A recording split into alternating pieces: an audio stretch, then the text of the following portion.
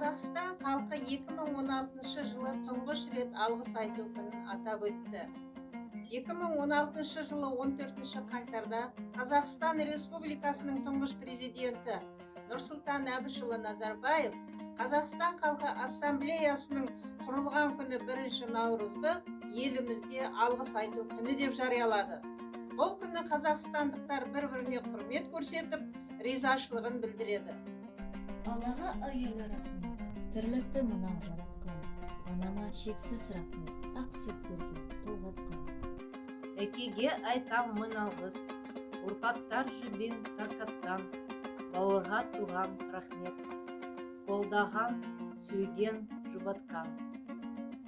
Ұстазға ұлы рахмет, нәремен білім су сатқан, балалық дасқа рахмет, қонған бірге мұң дасқан.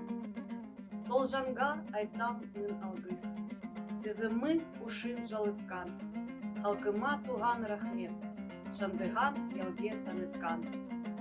Қазаққа дархан рахмет, сақ санасын сіңірген, жерме байтақ рахмет, тазауа үшін сімірген. Жарыма айтам мың алғыс, сыйлаған оқыз өсімген, барша әлем саған рахмет, арқының үшін кешірген. Анаға өмір сыйлаған үшін, әкеге қорған болған үшін, далаға гүлдері мен көк шалғаны үшін, сөзге жанды жалтатыны үшін, күнге шуағы мен назары үшін, жұлдызға қараңғы түндегі жарығы үшін алғыс айтам.